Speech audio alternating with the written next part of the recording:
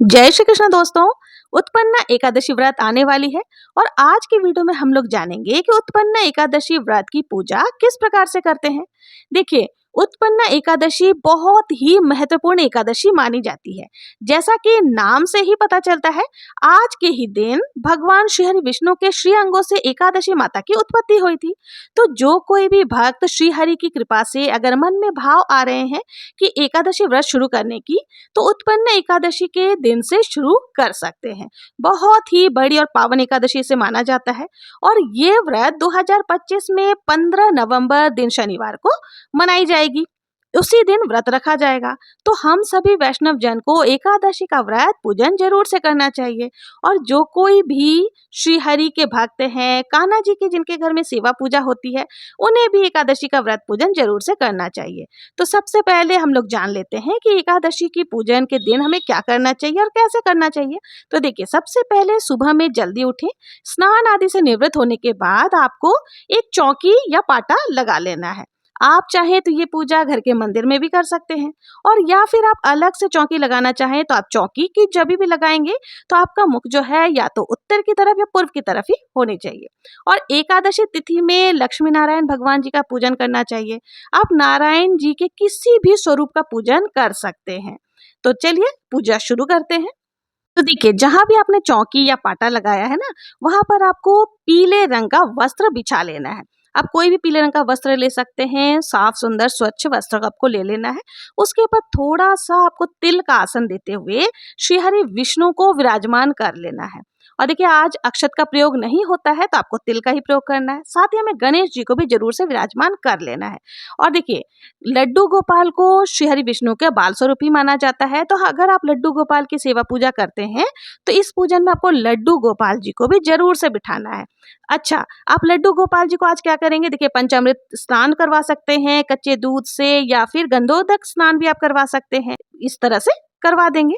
अब तो यहाँ पर हमने ठाकुर जी को स्नान करवा दिया। अब देखिए, मौसम थोड़ा सा ठंडा हो गया है उत्पन्न एकादशी पर, क्योंकि साल की ये बहुत ही महत्वपूर्ण एकादशी मानी जाती है। तो हो सके तो आज के दिन आप ठाकुर जी को नए वस्त्र भी धारण करा सकते हैं। गर्म गर्म वस्त्र वगैरह जो है वो भी आपको पहनाना चाहिए, क्योंकि देखिए थोड़ी थोड़ी सर्दी शुरू हो चुकी है।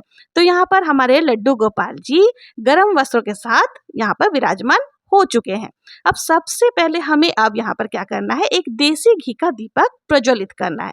आप चाहें तो देसी घी का दीपक ले सकते हैं, या फिर अगर आप चाहें तो देखिए तिल के तेल का दीपक भी प्रज्वलित कर सकते हैं। तो हर एकादशी पर हमें कोशिश करनी चाहिए कि घर में अखंड ज्योत आप जरूर से प्रज्वलित करें।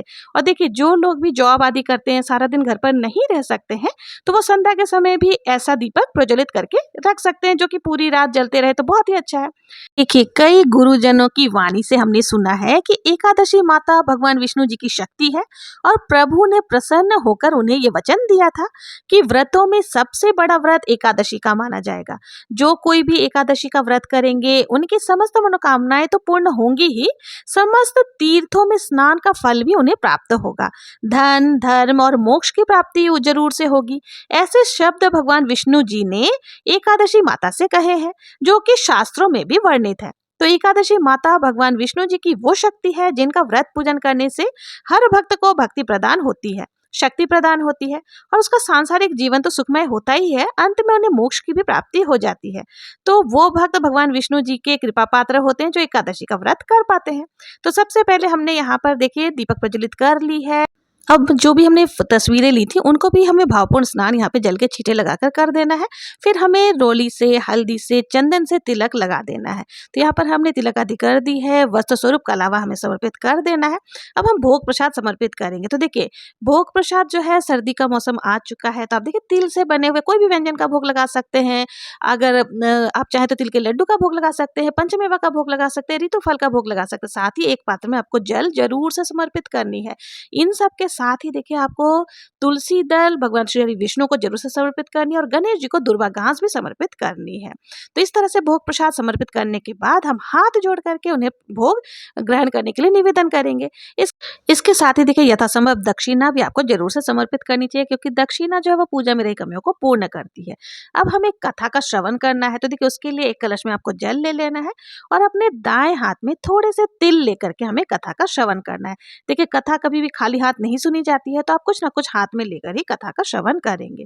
और देखिए, उत्पन्ना एकादशी व्रत की कथा अगर आपके पास है, पुस्तक है, तो उससे आप कथा सुन सकते हैं, नहीं तो आपको मेरे चैनल पर उत्पन्न एकादशी व्रत की कथा का वीडियो मिल जाएगा।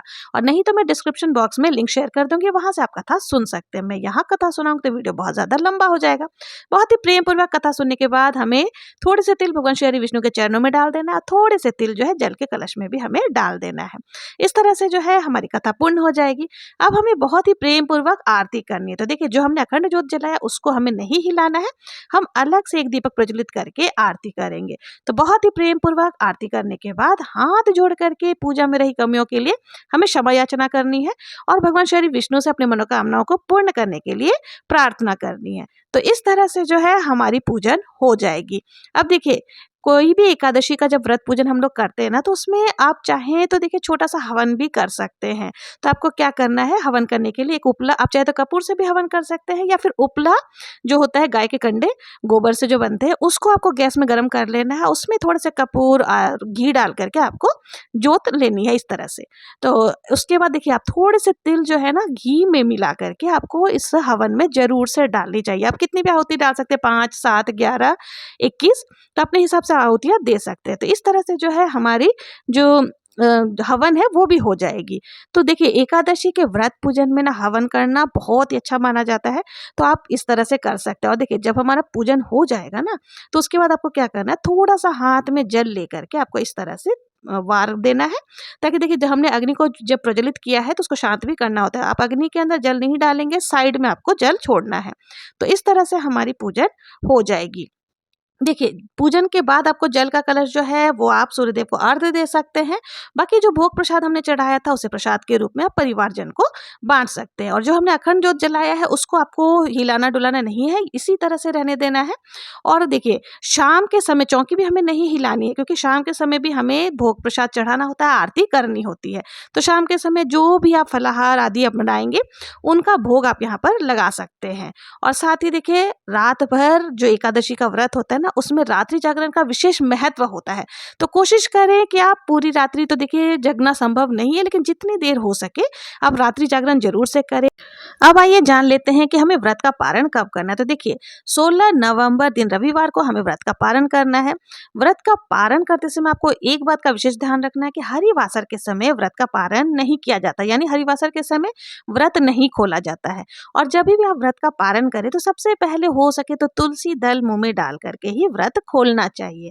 तो इस तरह से आपको व्रत का पारण करना है। देखिए, पारण से पहले सीधा दान भी जरूर से किया जाता है, यानी एक व्यक्ति जितना भोजन आपको किसी भी जरूरतमंद को या ब्राह्मण को दान करने के बाद ही अपना व्रत का पारण करना चाहिए। तो ये थी उत्पन्न एकादशी व्रत की पूजा विधि कि किस प्रकार से हमें उत्पन्न एकादशी का व्रत पूजन करना है। और अगर आप लोगों को ये वीडियो जरा भी पसंद आई हो, उपयोगी लगी हो, तो प्लीज मेरे चैनल को लाइक शेयर सब्सक्राइब करना ना भूलें। मिलते हैं नेक्स्ट वीडियो में किसी और पूजा विधि के साथ। तब तक के लिए जय श्री कृष्णा, जय श्री हरि विष्णु।